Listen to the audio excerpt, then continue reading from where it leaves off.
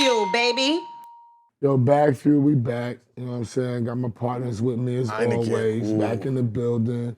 Clue gonna roll up in 5 minutes like he always do. You know what I'm saying? And we got the international superstar, philanthropist, and all that other type of shit that we want to name. I got Mr. Akon in the MF building. What's up, What's going on, big dog? You're like the real life T'Challa, bro. Real shit. Like I fuck with T'Challa though. I love T'Challa. That's my guy.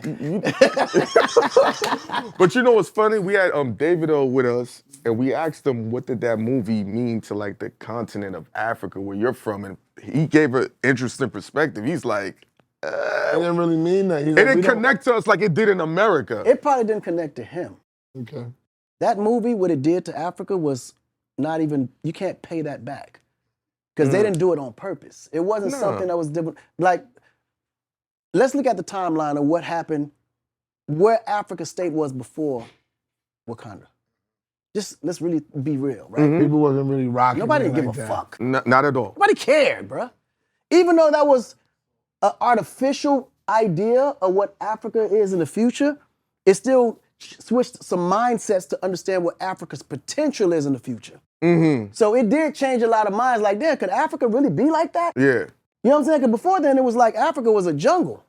You think about what the they old thought, time where the slaves were shipped from to come to America. You was thinking historical things about Africa. You didn't think about the future of what Africa's potential could be.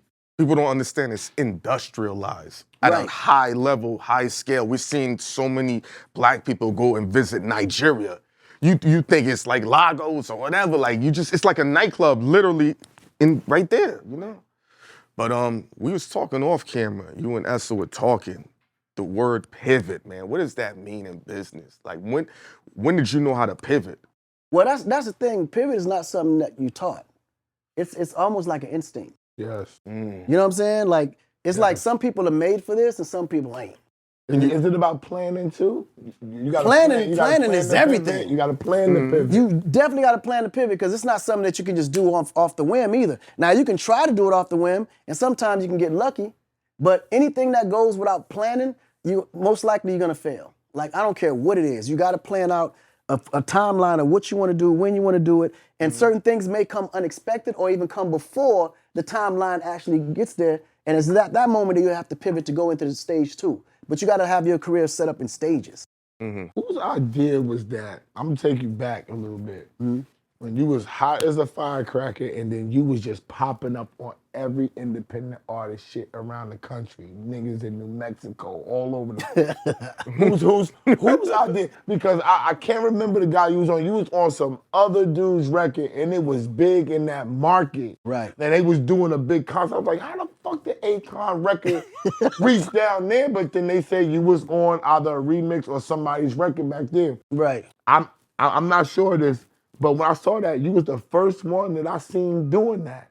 Fucking with mad niggas in independent markets, using your fame and fucking with them. Man, I'm gonna tell you a crazy story. And this is all a part of my legacy that happened unintentionally, but it just happened that it was by default that all of this ended up becoming a marketing plan that I pivoted to utilize it to become the official plan. So back when I was in the street, I had recording studios that I was using to funnel my money, right? I couldn't pretty much deposit street money, as you know. So, so I had recording studios that justified where my money came from because at that time, the studios was paying cash, right? So ultimately what ended up happening is I ended up going through that process. So because I was successful in this area and I had so much money to put up, my studios was available to who and anyone that wanted to utilize it to record. Because my goal was to keep it as busy as I possibly can so it justified how I was coming in. Putting the money in. Boom, we fast forward. Life turns left. I end up getting locked up. Then I get out. Writing about all the stuff that I was writing about, all the shit I was going through, it all became a point where I just kind of pinned all that while I was locked up. Came out, decided I just want to be clean. I don't want to deal with nothing else in the streets. I want to live life, get rich without having to worry about nobody watching over my back. Turn the page and live life clean. We start putting the record out. Locked up, they ain't do shit. What up, Clue? Good. Right? Lo and behold, I get a blessing. Styles is locked up. The record somehow reaches to him, and he volunteers. While he's locked up? Yes. So why, from Rough Riders that called me and say, yo, Styles love this record, man. Mind you, at this time, I'm pitching for people to get on the songs. Nobody was fucking with me because they didn't know who I was. They just not gonna just jump. And then the ones that would have fucked with me wanted to get paid, and I wasn't in a position to pay nobody. Styles came on board, was like, I love this record. Nigga, I'm on it. Listen, don't worry about it. This is some shit that I'm going through. This is my passion, and I fucking what you stand for. I want to jump on the record. Didn't charge me a dime. Shot that in Jersey City, right? We shot the record, and we shot the video in Brooklyn. In Brooklyn, okay. Right. So boom, the record takes off. At that moment, I was like, man, this is it. How I'm gonna come into the business is make sure I got enough rap collaborations to understand that it helped to kind of bridge me through the culture. Cosigns. But boom, it hit me. I got a lot of favors to cash in. All them niggas that used my studio for free at that time, some of them was popping, some of them wasn't, but most of them had some kind of motion. I started calling all of them. Listen, I got this record for you. Listen, don't worry about it, just take it, just keep me on the chorus. So then I start popping up in all these little cities, all these little areas. Before you know it, I was in over 300 something collaborations and didn't even know where half them shits was coming from. It was just me just shipping them out, making sure that everybody kept me on these choruses. That's all I asked. Just keep me on the chorus, take the beat, no charge, make sure I get my publishing. And then before you know it, when that started working in them areas, then I said, boom, this is gonna be how I break my records. But now I'm gonna take it international. So if I got a record called Ghetto, I won't just shoot in the ghettos of America. I'm shooting ghettos of France, ghettos of Amsterdam, ghettos in India, Germany, Africa, and we did every version, that version of whoever was the hottest artist in that area to feature on there and kind of blast off. And that's when it became an actual plan of action for every record we dropped. And it helped me to blow up internationally. How the hell how'd you get with Screw? Because you was in Florida or something, right? And then how'd you get in the mix with the Jersey City nigga? Oh, no, man, Screw was like my little brother. We started Block Royal together. Yeah, I know. So it was like, Block Royal I was the only African, mind you, in that motherfucker. And he was bringing, right before he got shot, he was bringing me in through KI to be the vice president of Block Royal to keep the shit moving, and then all the shit went down in front of ringside and all the rest of that stuff. But he always told me that you was his man, but he never said how y'all got down together. Yeah, well, so that's a long story. So, No, You mean it's a story that gotta be edited? It's not a story that I can put out on the internet. Yeah, I'm just saying. I mean, I know what Screw was, right? You know what I'm saying, but you know what I mean. But in the end, he knew that I was probably the most fearless person he had ever met.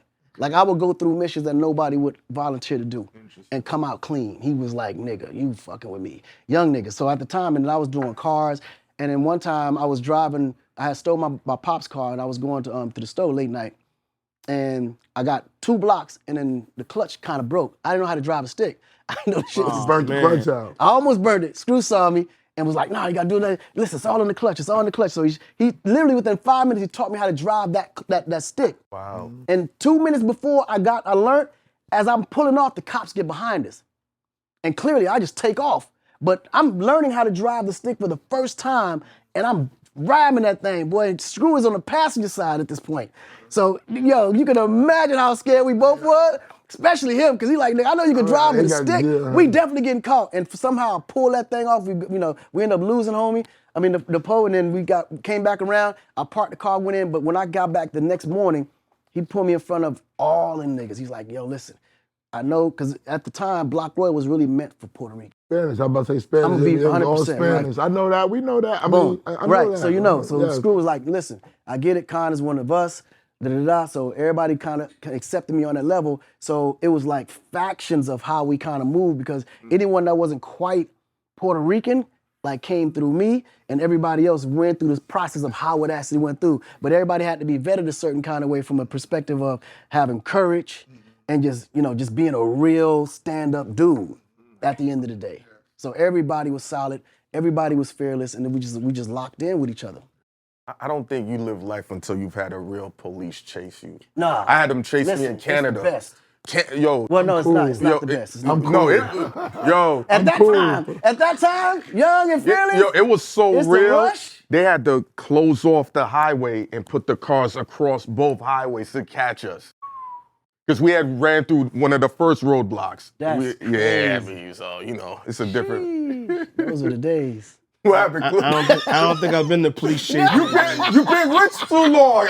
No. I've been locked up, but I ain't been in no police You've chase. been locked up. Yeah. Everybody done got locked up. Oh, yeah. One time. My motto was y'all gonna listen. I know I'm going to jail, so y'all gonna have to work for it. It didn't matter. I knew I was going to. It didn't even matter. Like the moment they got behind me, I said, listen, it's either I'm gonna get away, but if I don't get away, I already know where I'm going. But I'm gonna take the chance because I'm going there anyway.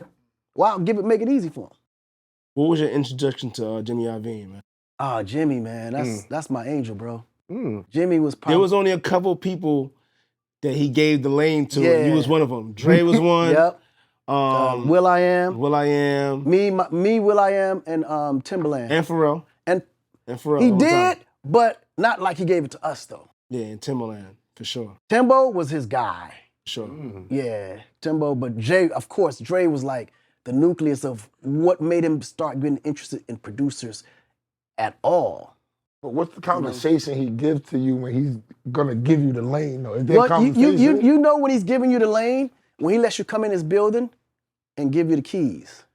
Like when I first signed my record deal over at Interscope, the first thing he did was he let me look at a roster of the whole everything that was in at Interscope. It said, which one of these things you want to take on and what do you want to take over?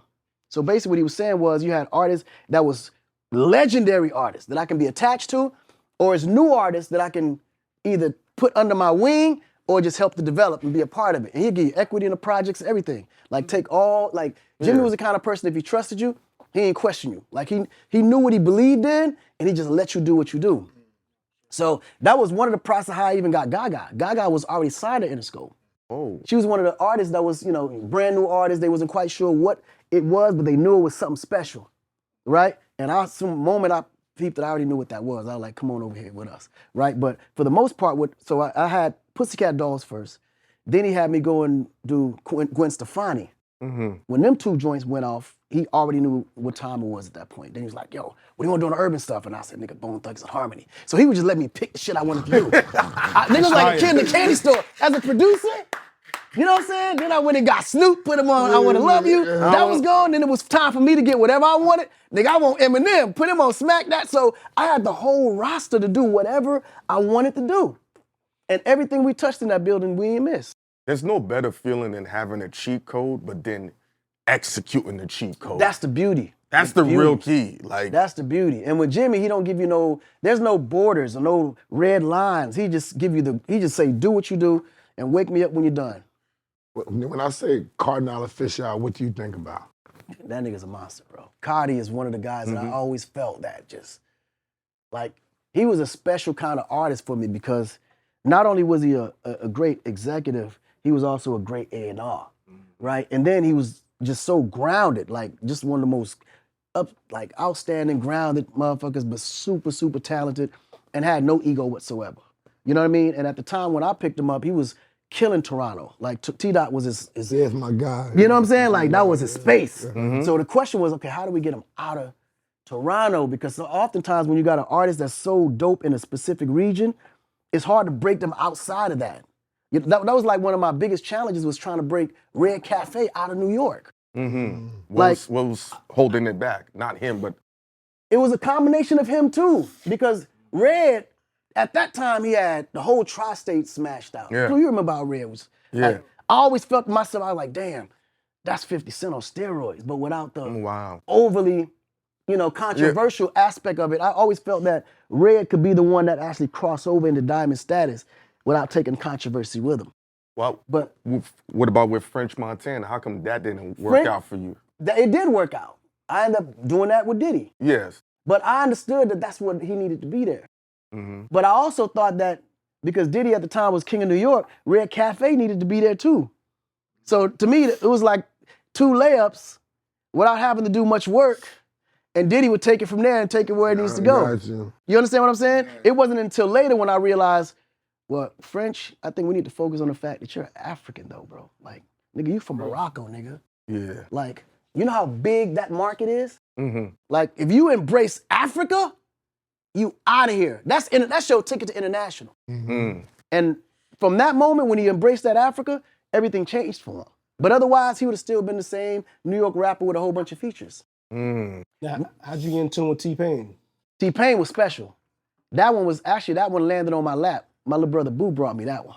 Okay. Boo been doing his thing forever, man. Yeah, Boo was the one that really discovered T-Pain and said, yo, Con, nigga, I'm telling you, I got this kid. You gotta hear him, bro. He sounds just like you. And I was like, what do you mean? Who sounds like me? Boo plays me a mixtape with Pain doing a rendition of my Locked Up, but his was called I'm Fucked Up. Same beat, everything. But when I heard it, I was like, damn, it actually sounded like some shit I would have done. To the point where I was fooled and was thinking to myself, wait, did I record that?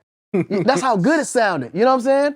And it was from the moment I realized at that moment I need to pick this up because I would rather this be something that's a part of the family versus something I got to compete with. But what goes in your mind that makes you want to bring people in? Because most of the people, especially at that time, everybody's competing. Right. And you're fresh. It seemed like that you took the outlook of, I'm not going to compete with niggas, I'm going to join forces with 1,000%. Hell yeah. What was going on in your mind because you was going totally against the grain? Well, I think that has a lot to do with how my career worked for me and my collaborations, right? I saw how impactful collaborations was for me. So I said, I'm gonna do my company like that. Every artist that I sign, I wanna be able to not only utilize them to collaborate with others, but find ways to where my collaboration ideas become something that don't hold me back where I gotta compete with my brothers, right? So, and I know that if it's somebody that I actually admire or I seem or look at as a threat, I would prefer that person be on my team. It's almost like playing ball. The one nigga that you know, damn, he gonna be a problem, man. Nigga, would you rather be playing on his team or somebody playing against him? Sure. And me, that's how I think. I'm like, anybody that I feel like could be a threat or I feel like is that raw that I wanna either be like or somebody that I admire, I would want them to be on. You know what's be funny a part though? of it. They killed LeBron James for that though. Wow. The same thing you You said. always got to bring LeBron What? James in the circle. Oh my God, bro. I get it though. LeBron James ain't got nothing to do with this conversation, my guy. Yes, you did. What does LeBron have to do with this shit? Like, he's always got to bring LeBron James in the This sun, shit bro. you're getting praised for. They kill him for that. Man. Hey, that's what I'm saying. When you're at the best and you're at the top and you consider, Yeah. one to be reckoned with, you're Yeah. right. Every decision you make will be crucial. It's gonna be looked at All the time. When you what's up, Plu? How'd you handle it when T-Pain got so big, man? Cause we went to what was the BMI Awards? Yes. My nigga, he might have went on stage like 100 times. Like, I'm not even exaggerating. Right. He might have went on stage 100 times. Remember that? Yeah, good time. It was got definitely every between award. 70 to 100 times. He got every award. He was like, writing for other people. It was Yeah. his joint. That's Crazy. the goal. Yeah. That was crazy. the goal. Because guess what? You go to the ASCAP Awards, I was doing the same thing. That was the point. Like, the idea is to make, like, when I sign artists, my goal is to make them bigger than me if I can. Because if your artist becomes, or is looked at as either big as you or bigger than you, at the end, you end up looking like the genius. Sure. When he was going through his money issues, did he reach out to you to get advice? Because he's been. What a boss of money. He sent the voicemail. Yeah. Oh yeah. Wow. Never. I would never send. He's been open about it. I would losing. never send T-Pain to motherfucking voicemail. Not especially if I know he need me. No, but with Pain, it was a little different because Pain had got to a certain level of his career where he was competing with me too. Interesting. Right? So we would have real conversations. I'd be like, yeah, Pain, I don't think you need to buy that car. Like I was a car collector. I had over 30 cars. Like literally. Illegally? No. Before, before, for sure. But I think that was another reason why I was so obsessed with cars. Yeah. Because at that moment, I was actually able to afford it. And it felt good to know that I could ride down, the papers are clean, like, nigga, what, pull me over, here you go, you know? Like, nigga, go ahead, check, right? So that was already an obsession. But I noticed that every time I bought a car, Pain would come and try to outdo it. Then he pulled up on me in a Bugatti. I said, nigga. At that time, the car was like 1.7 million. Now you get a Bugatti for about 3 million. It's like double the cost now. Yeah. But at that time, even that was unheard of. For sure. Like, 1.7, I said, damn. But I knew at that moment, You don't it's fuck gonna up. be tough. It's gonna be tough. Because first of all, I would never make a decision like that. If I'm gonna spend 1.7 on any vehicle, it's gonna be a jet or a boat. Because boats, they stay on the water, they make you money, docking fees are low, you can rent it out, it comes back. And if you sell it, you get double the price, right? It's almost like owning a house. A house, yeah. Now, cars, from the moment you come out that lot, that should depreciate damn near 40%. So I saw that car, I said, ooh. I said, Payne, I don't know. He said, nigga, I'm shitting on these niggas. I said, yeah, you are. You shitting on me too, nigga. I gotta give it to you, boy. Nigga, he was shitting on everybody. Yo. Akon had the gas station in his house. At that time, right. What? He had a gas station in his house. But you had a BP in your house? Yeah, no, it was, Oh, you a real African. No, bro. no, because, you know, a lot of people didn't know that energy was my first source of income. Music was like my fifth. Wow. So, yeah, music was always a vehicle to get to the money. It was never my, like, I never You're looked dominant. I was using music as a way to walk in the doors that, you know, normal niggas wouldn't be able to walk into. That's why I was able to transition from oil and gas into renewable energy and start doing solar and all this other stuff. So a lot of people never really knew that. So with that money coming in with the solar and all that different type of stuff, what made you get into that? Like, why did you want to take that to the level that you're taking it to? I think it got to the point where money wasn't the object no more. You know, I think in the beginning, your first, you know, motivation is to get rich. Then once you get rich, you start hanging around other rich people. Then you realize, okay, what am I doing? Like, what's the point of having so many millions of dollars just sitting in the bank and just collecting interest, just outside of having security, right? But then when you start hanging around people that actually know how to manage money properly, you realize that after you get to a certain amount of dollars, you really can't never, ever go broke if it's managed properly. If it's managed properly. You understand what I'm saying? Because money itself creates money. Like, let's just say hypothetically you had $10 million, just you throwing it out there, and you're making 3% on that $10 million just for sitting it in a basic CD. Yes. A basic CD at Bank of America or Wells Fargo or Truist is gonna be like 3%. Nigga, you're getting 3% of $10 million every month. You can live off just that 3% forever. And as the interest rates get higher, that 3% gets larger. Just think about that. And then and then the worst part is, with 10 million in the bank, you never even have to touch that 10 million. You can go to the bank, lend against that 10 million, and whatever let's say, okay, I want to borrow 10 million off the 10 million already sitting in there. I got $10 million that I just borrowed from the bank. This is my money over here, liquid cash that I ain't never got to touch. And I take this 10 million and I go fuck it up. Guess what's gonna happen? I just gonna have bad credit. Credit fucked up. They calling you every day. Yeah, dang. Right? Are you gonna make a minimum payment? Right. But guess what? That 10 million still sitting over there.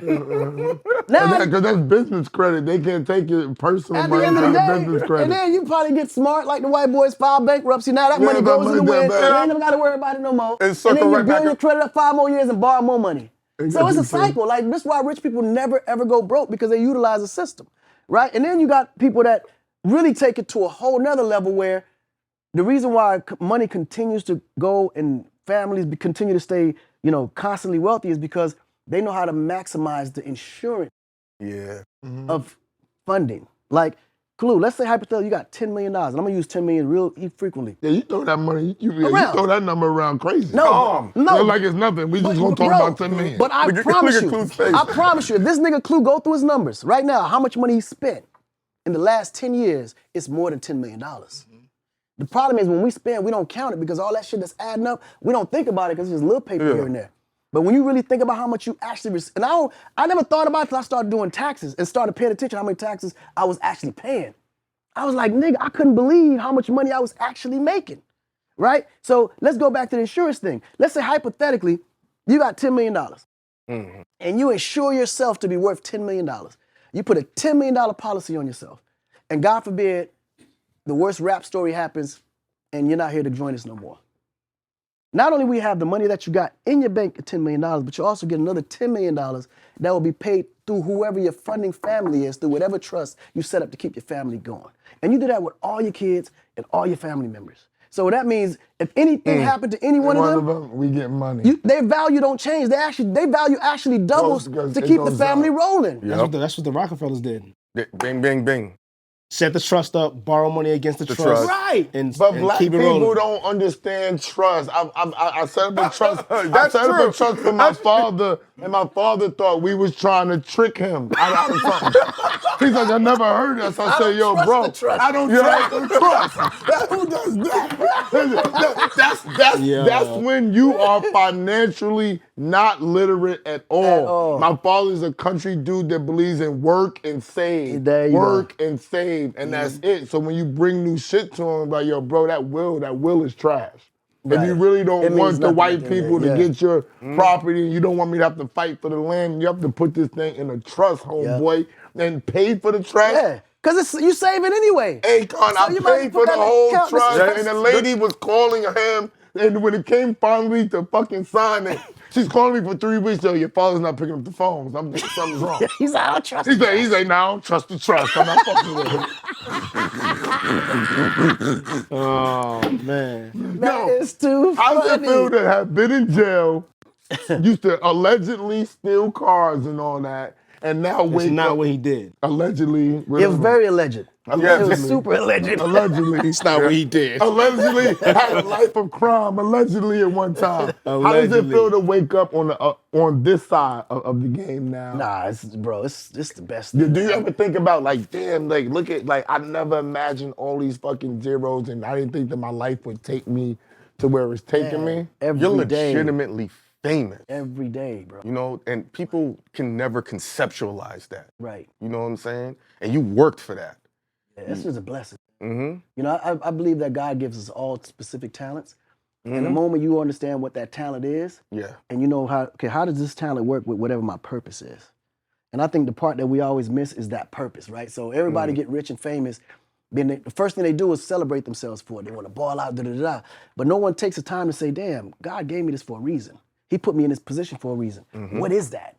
Because the moment you tap into that, what you think you're celebrating for now is nothing compared to what's to come to you. Oh, my bad. So while you thinking you got billions or millions and you like, man, I'm the richest nigga in the hood or the richest niggas in whatever sector you in, that's no riches compared to what you really will attract if you just focus on what that purpose is and put the energy there. Now, all them names you named, you know, Lady Gaga's and T-Pain, you think you get your proper acknowledgement and respect for all you've done musically? I don't think nobody will ever get that. You know what I'm saying? Like, I don't even They care. look at Dr. Dre like a god. I mean, he put in work. Yeah, but I'm sure Dr. Dre will be sitting there saying, man, them niggas don't give me my flowers for what I did. Really? Yeah, of course, that's why his album still ain't came out yet. They gave him that. Think about it. They gave him that beats check though. Oh, but They gave guess him what? that. Guess what? Guess who did acknowledge that shit? Jimmy Iovine. Iovine. He a real one. Jimmy acknowledged the fact, like, nigga, I appreciate you. I'm throwing you a bone, and nigga, for everything that you've done, this will hopefully pay for that.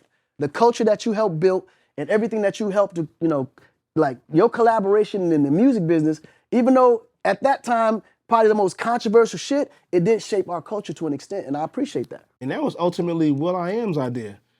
With the whole let's do something with electronics and beats and all that stuff. He went to Jimmy with that idea. Yeah, he was a that's my dog. He's a super nerd. In a good way though. Yeah. What's your talent behind your talent? Meaning that we know you could sing, produce, and all that, but what do you think besides your talent that got you this far? Honestly, I don't even know, bro. Hustle ability, man. The hustle, I think it's is natural. instincts for you. It probably is instincts, but I would probably say it's my heart too. Because some people think that I'm too nice. Some people think that I let too many people in. Some people think that I just give too many people opportunities that don't deserve it. He's African. You see what they did with the mixtapes? Come on, man. They was all over like the sidewalk, baby. You know how many Mustafas I met? They had the mixtape like, yo, man, which Mustafa? They all rich off the mixtape. That's Which one? funny. That's funny. Which one? What was that BMF era like? Because you was in Atlanta for a while. You did the collaboration with Young Jeezy. That right there is just legendary. Yeah. Like what was that whole element like? 'Cause- That whole element was a special time. You know what I'm saying? Like it's hard to even talk about the fan without saying something crazy. Like I'm scared to talk about those moments because for obvious reasons. I got you.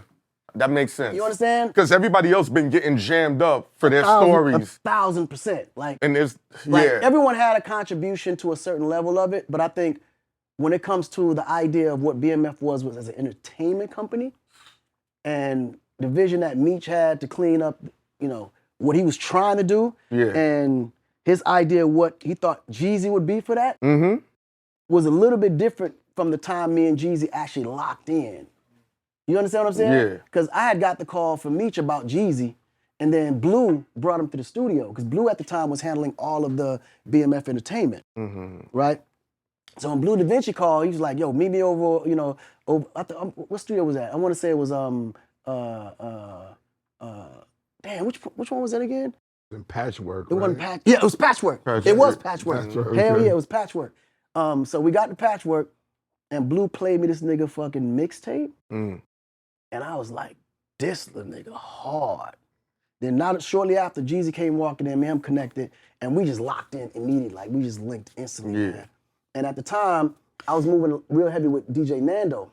So DJ Nando at the time was one of the most popular strip club DJs at that time.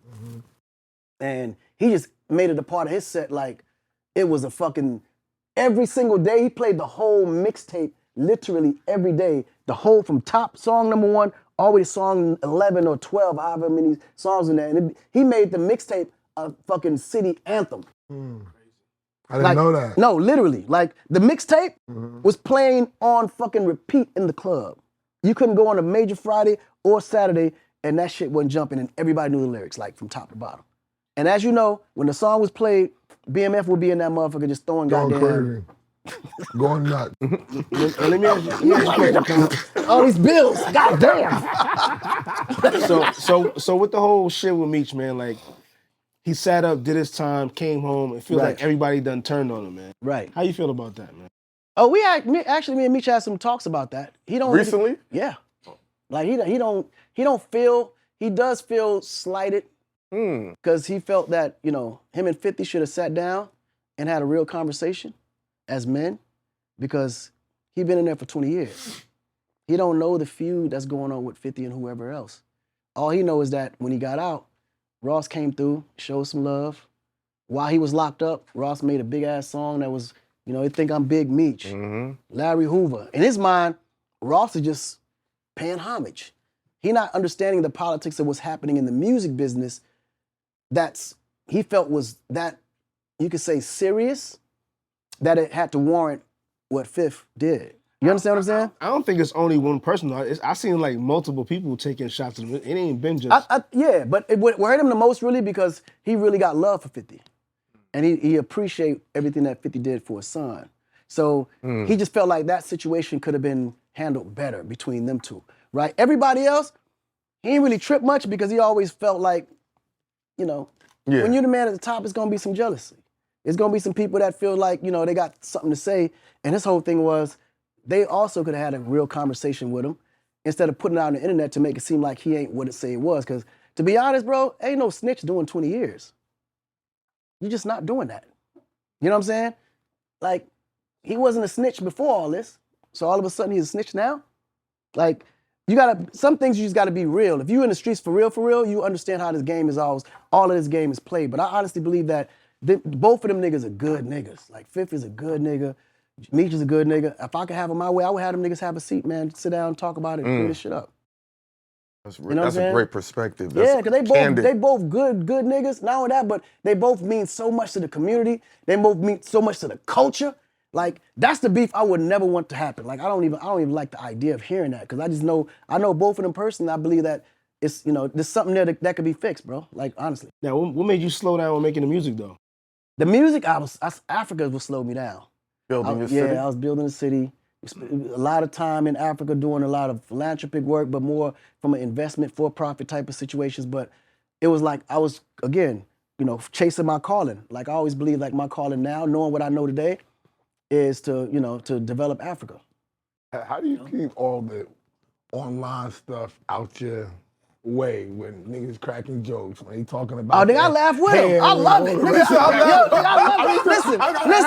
When they talking about the hair and all that, I'm like, this nigga act like he don't hear or see So let me give you the hair. Nigga, I started the hair on Twitter. The shit was so funny. I said, "Oh, I gotta do something with it." And it was interesting because it all started. I was in Guinea. What was it? Hey, Baz, where's Teo from again? Teo from is it Guinea? Equatorial Guinea. I was in Equatorial Guinea, and we was watching a soccer game, and I was sitting there with my wife, actually right there, and we took this nice little selfie, right?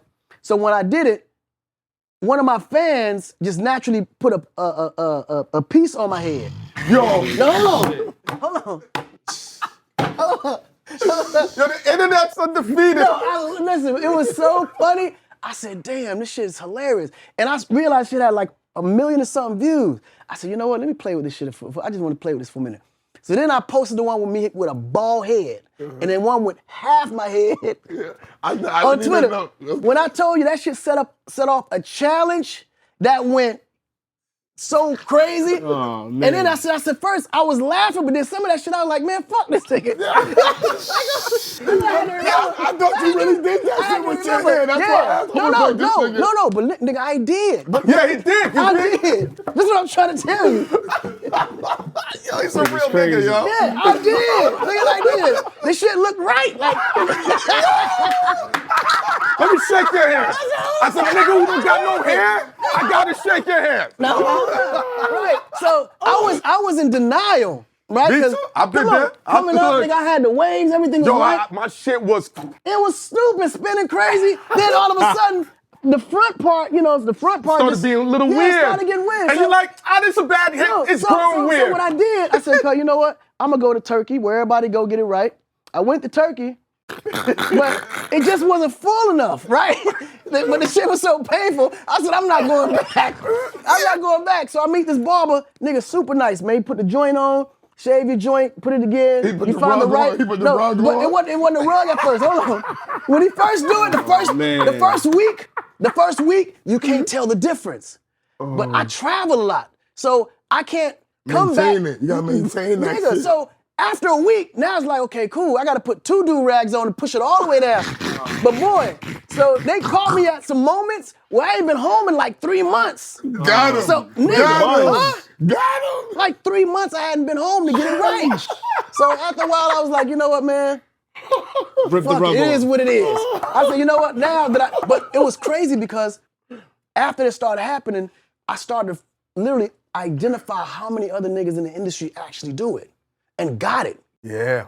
And some, like, put it this way, if you ever watch TV shows where the line is just so fucking perfect, you yeah, can't of course, yeah. understand. Listen.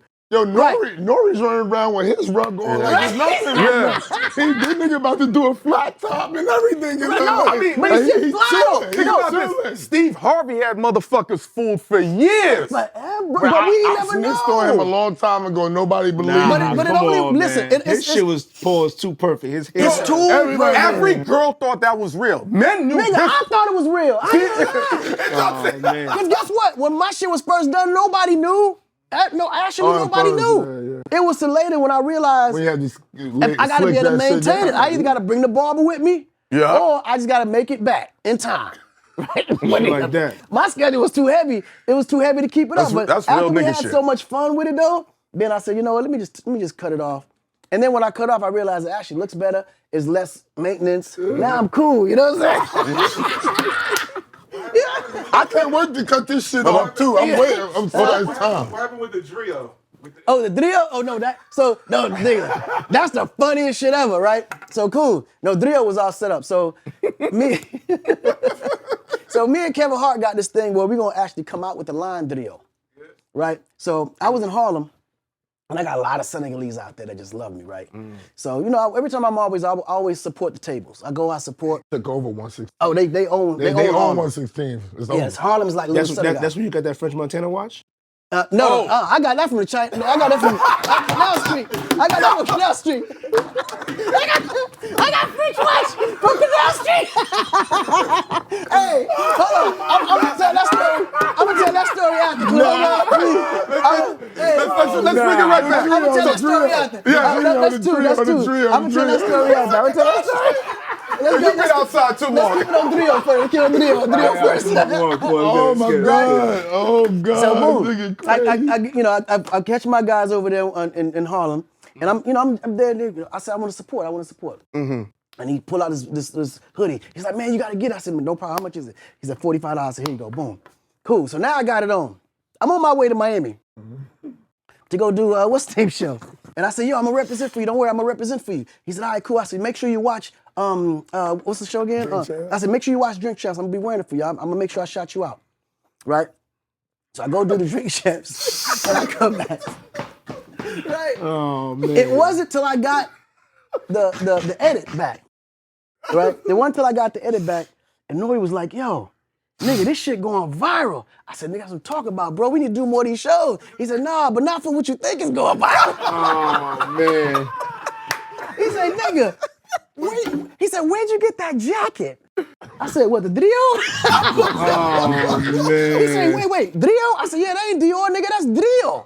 I said, yeah, that's Drio, nigga. I got it from my Senegalese. I'm supporting. He said, nigga, that shit causing all kind of havoc. I said, oh shit, nigga. So now I'm watching the whole process, right? And I was like, oh, this is the best way to go viral. I need to put this shit out in the market for real. So you embraced it. Yeah, nigga, listen, if I'm gonna support, He embraced the hell. if I'm gonna support Dior before my Africans are saying Drio, I'm gonna support Drio.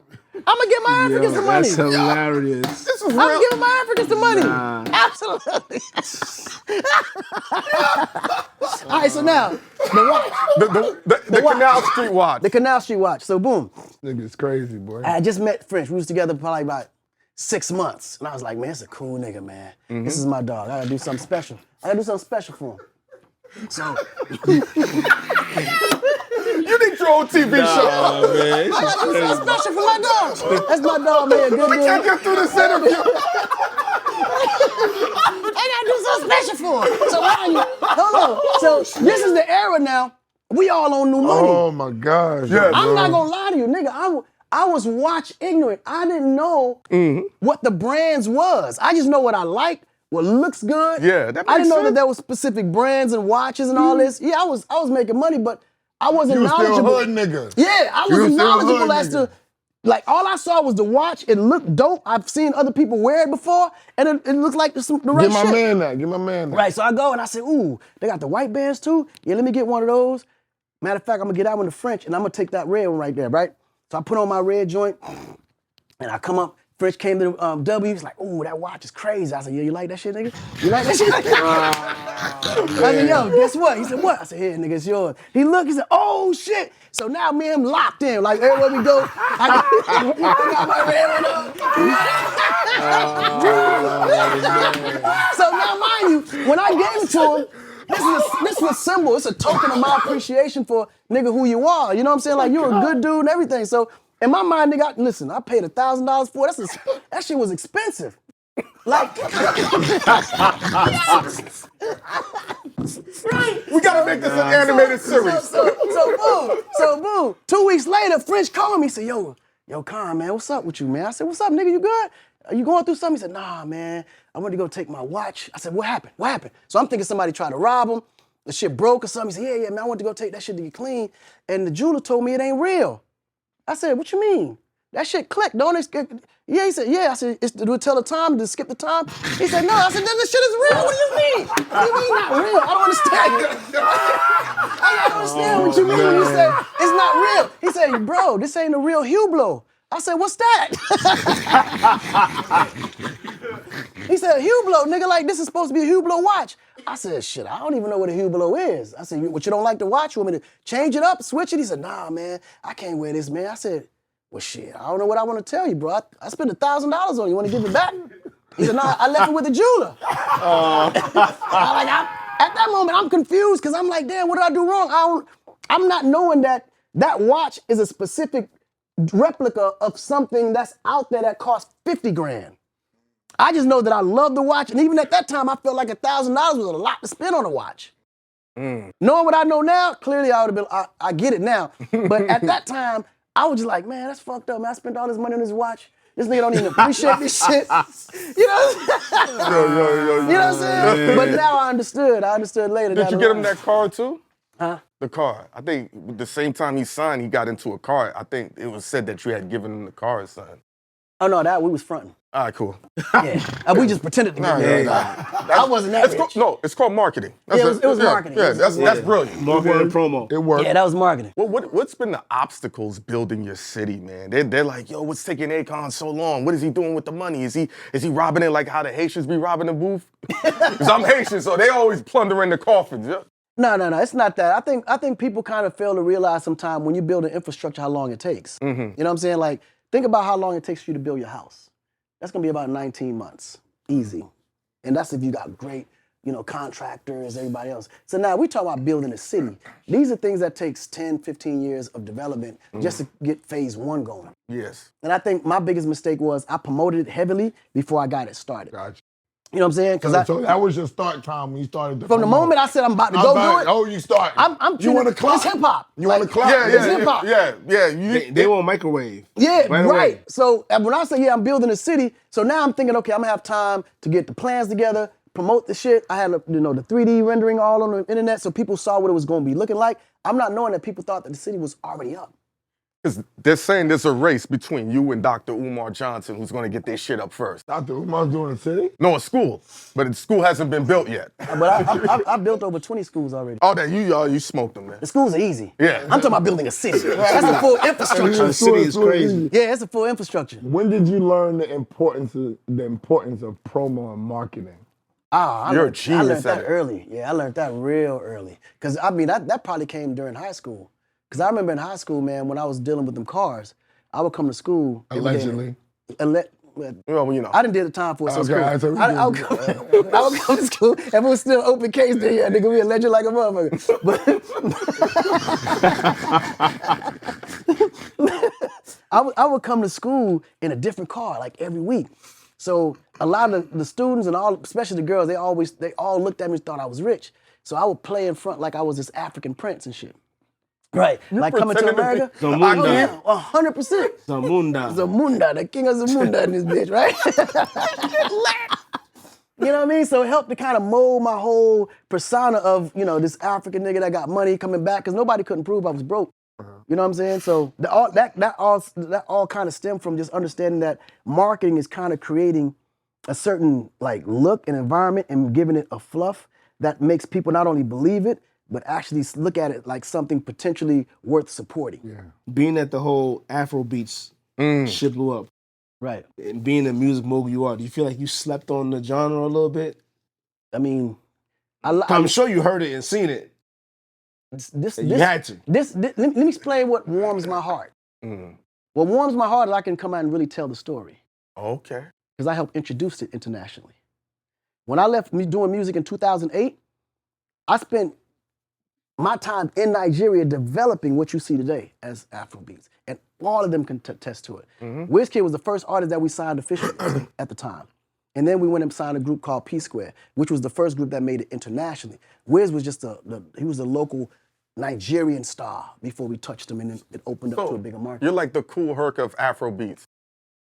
I wouldn't want to say that, and I wouldn't want to take credit for all of it, but I can tell you that if we didn't do what we did, Afrobeat would still be in the same position that it was in when we... Got you. That I can tell you 100%. Did you bring the business to it? We had to, because all they knew about was... Creative. Yeah, there was no business, no infrastructure, none of it attached to it. If you could go back, which is more important, the creative or the business? The business, 100%. Because Africans are naturally creative. They wake up creative. Like, bro, the 5-year-old would dance his ass off, sing his ass off. Like, when it comes to talent in Africa, they're born with it. It's in the gene. Yeah. Like, there's no untalented person in Africa that I've ever known of. They all talented in something. The problem is they don't have the business education. And this is the reason why, even to this day, the colonization is so strong, and these white folks can go in there and take all those minerals, take all that gold, that cobalt, that silver, that platinum, that uranium, and walk away and make billions outside of Africa, and then Africans are still struggling trying to figure it out. I There was think- no I don't think business. the Africans really care about it that much because They don't know the value of it. Right, exactly. You know, they But don't know the value of it. Or they still don't to this care day. about To the this value. day. How is that not possible with the internet and everybody Yes, but- coming in, so- pillaging the movies and so- all the rest right. of that? They don't So- have like Cash App and all that stuff. They don't have. Oh no, nigga, this is where you're wrong, Fluke. Half the shit that you're seeing on apps now was built in Africa first. You know, Africa was on cell phones back in the 80s. Apps and all that, all like the transition of SMS sending money back and forth, that all that was already being done in Africa in the 90s. But the problem is they were going there, patent the concept, reskin it here in the US, and then go commercial with it. And so digitally, we was always ahead of the curve. Even to now, right now, a lot of the latest apps are all being developed right now in Kenya, Cape Verde. It's like shit, Ghana. Man, like you'd be surprised how many hubs, like digital hubs, are right now being robbed by these motherfuckers over there in Silicon Valley. In Africa right now. So why are the African people still letting them come in? They have to have the information now. It goes back to the business. Nobody knows the business over there. Yes. Somebody got to know. Yes, a lot of them know the business now, but you got to understand, these are the kids that grew up under our technology. So once they now know what it is, they can't just delete all the contracts that was written before them. Because you got to think, these were long-term contracts, especially for most of these minerals, right? These are 40, 50, sometimes 100-year contracts. So now the information is in Africa, the kids got the information, but it's so much they can do, right, to actually combat what that is unless there's revolts happening. And that's why you're seeing now a lot of the younger generals cooing presidents out and taking over. And then once they take over, now they can control what these white boys can take and what they can't. Right? So when you hear these stories about, you know, generals in Burkina Faso and Equatorial Guinea, Guinea-Conakry and Mali and Niger, these are young soldiers, like generals, like our age, taking over the army, kicking the president out and saying, no more. Yeah. Y'all gonna either reform these contracts and give us what we worth, or it's war. Y'all decide. So all the African countries have to be in a position where they're willing to take that risk and risk their life to make that change. That's the only way it's gonna happen. I heard one of my history teachers told me this years ago that a story about in South Africa, like people were always complaining about why the white people felt they were entitled to the diamonds. And you correct me if you've heard this or not. She said that they made up the story of, well, we came from white monkeys, so we're entitled to that. You ever heard something to that effect? I didn't hear that, really. But I do know in South Africa, white people don't have it as good as white people have it in America.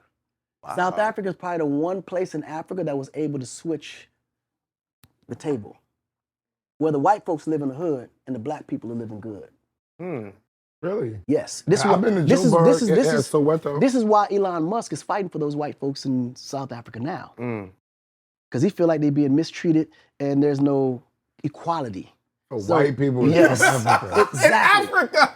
The white people in South Africa, Yes. where apartheid was there, Yes. all this wild shit. Hold on, was he there. said They there's still no racist equality. in Cape That Town. shit They is- still It racist sounds as crazy, fuck right? in That Cape shit, Town. you gotta It simplify. sounds crazy, right? They're But- fighting for equality in Africa. Yes, white folks are fighting for equality in Africa. But guess what? wild. Because blacks were the majority.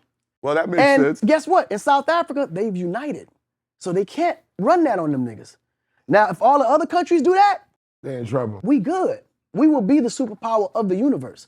But we gotta first have the information. But you know niggas can't stick together. They gonna come in That's and our fuck it weakest up. link. That's our weakest They link. can't fucking, somebody gonna get greedy and they gonna get some money. they want- You know how niggas- You know what's gonna Don't worry happen? about Somebody who has going with the extra Bugatti. Yeah, somebody gonna put the Bugatti. Yeah. They You know, want this to worry gonna about who happen. has the best car and, Right. and the best jacket and And the they worry most about women dumb shit. and all Yeah. that stuff. But that's Vanity why shit. that's why you gotta build the youth to know difference and understand the difference. So our generation is too late for us. We already in that mentality, right? But the kids, if we can position them to think totally different from how we thought coming up, Do as I they can say, do it. not as I do. Absolutely.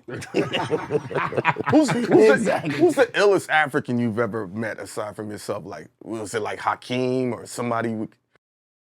Hakeem. Hakeem Olajuwon's an ill mother. Man, it's I would want to name him, but I promise you after I name him, he'd probably be a target. He is unbelievable. There's a lot of African hustlers. It's a There's lot of them, bro. A lot of them. And a lot of them are heavily involved in a lot of the major changes that's happening in Africa now.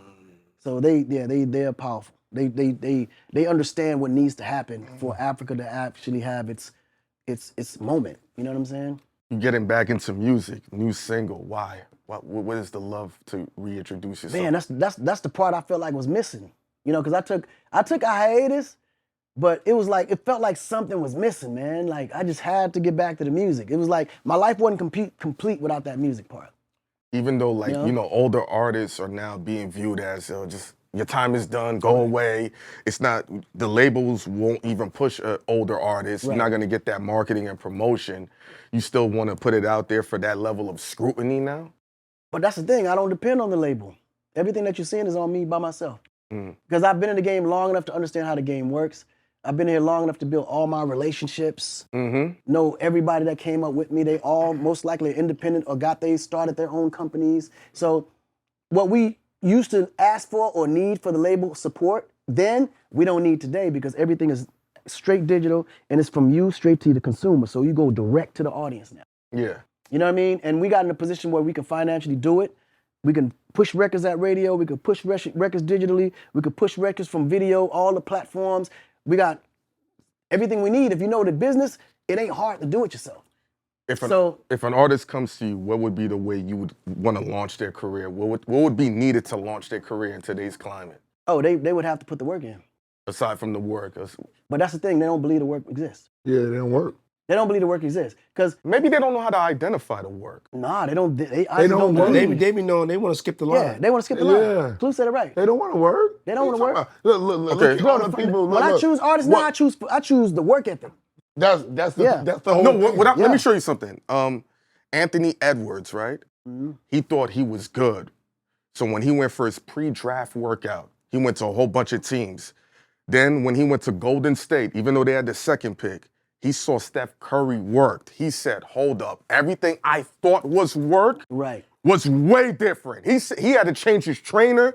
He had to change his regimen. So sometimes even like when we got to get it started working, he's like, yo, bro, you're not really working. You can work, but this is what real work looks like. People don't know what real work looks like until they see it. And they're like, whoa. He knew what real work looked like. He just didn't think people was putting that real work in.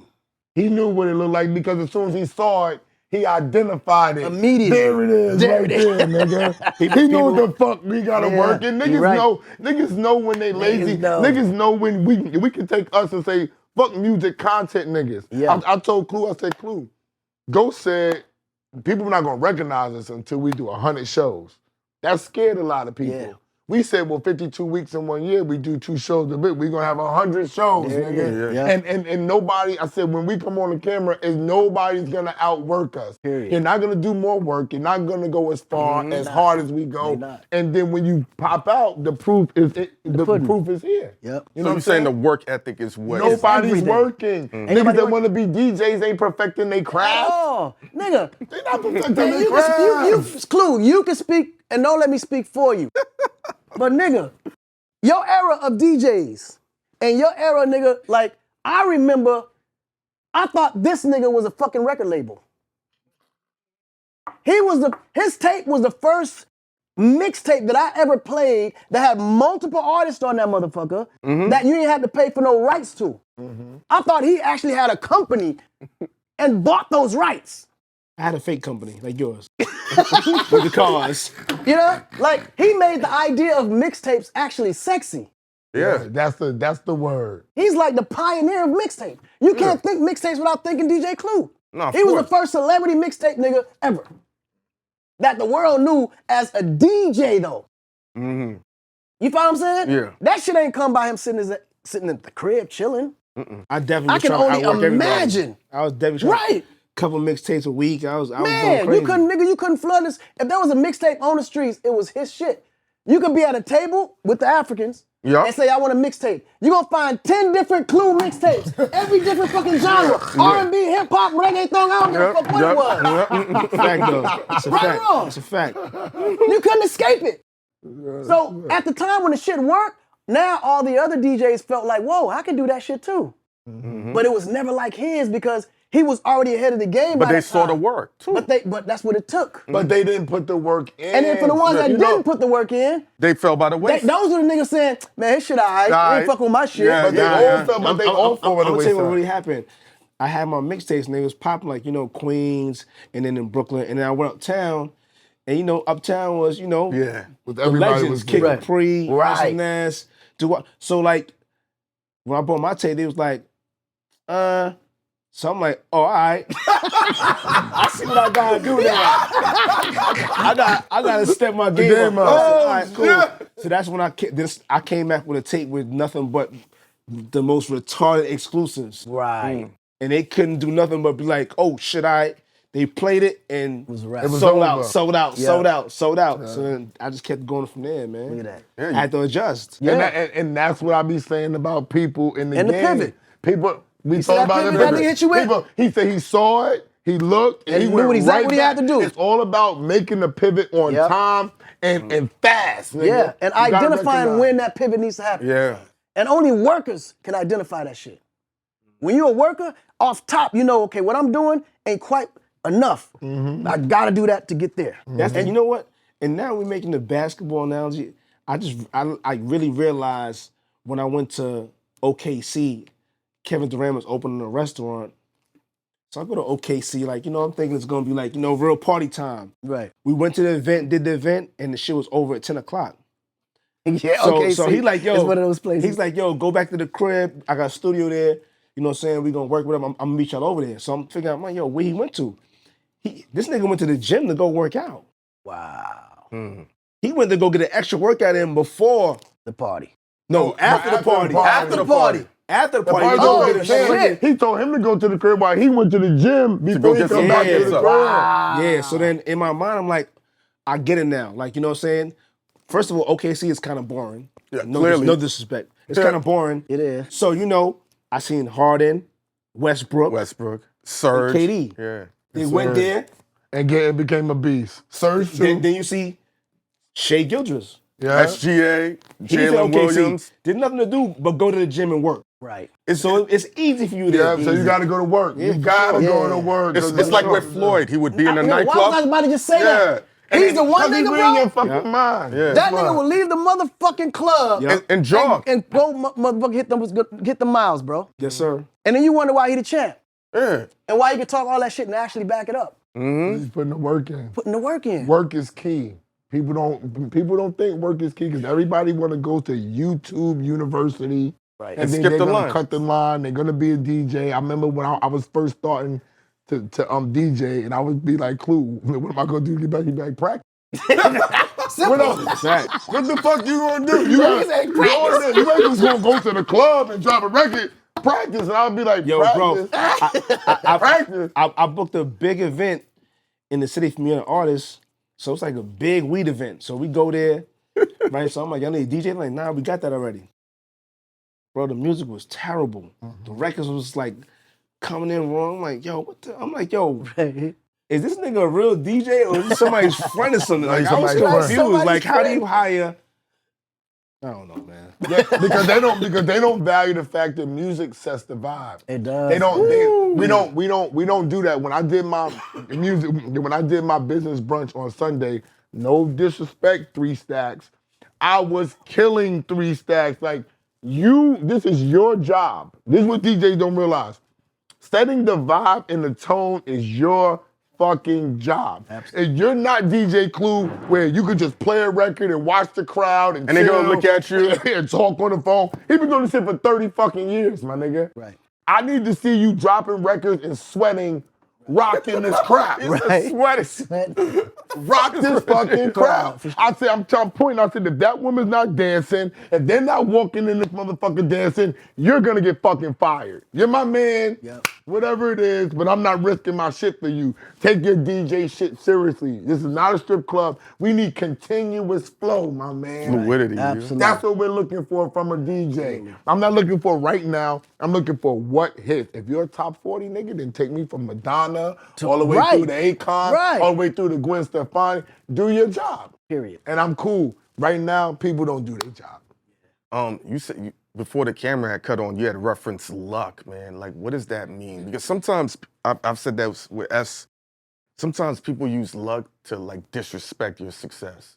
Nah, bro, luck is a blessing. No, I got you. Yeah, luck is a blessing. But like, If somebody calls you lucky and you take it offensively, check your faith.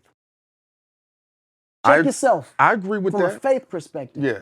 Because if something happens that normally don't happen ever, you gotta know that that's God put his hand on you. Yes. That's luck. Here's where It don't discount the fact that you ain't talented. It don't discount the fact that you didn't work hard.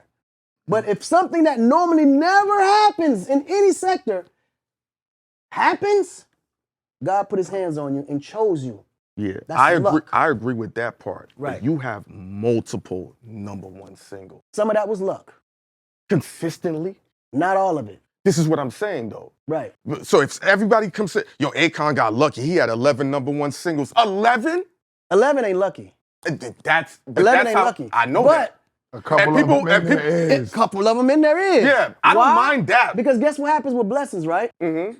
It rubs off on Yeah. others. Yes. Right?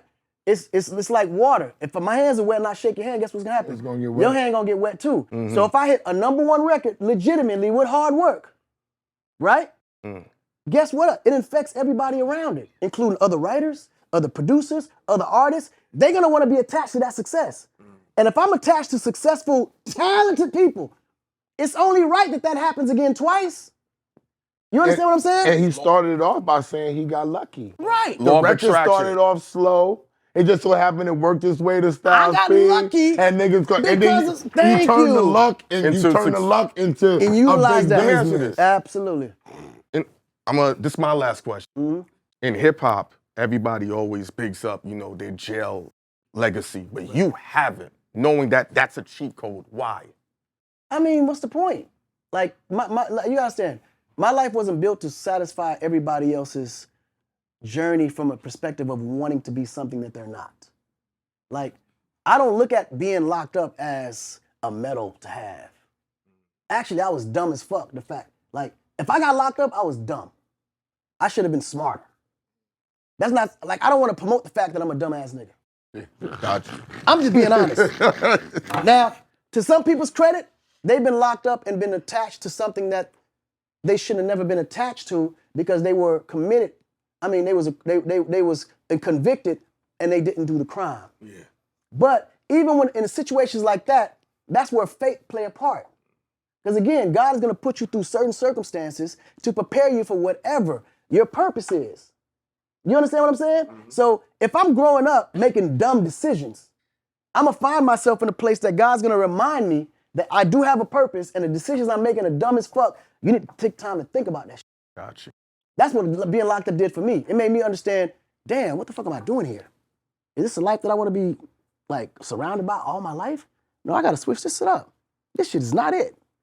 What's the money commandment that you live by? It's my last question too. I mean, it's something that you do to ensure you're gonna keep money in your pocket. Ah, man, just stay working. Oh. I promise you, as long as you're working, bro, you'll never be broke. Mm. You'll never be broke as long as you're willing to work. I promise you that. And that's putting pride aside, that's putting ego aside, all that. Because this is the thing, right? We all know that there's millions of opportunities that surround us. The question is, which opportunities are you willing to put your face on? Mm. Nigga, you think I would ever be homeless? Ever? Nigga, I will go to the nearest fucking grocery store and bag old ladies' fucking bags to their car for fucking tips before I can not pay money for gas to get home.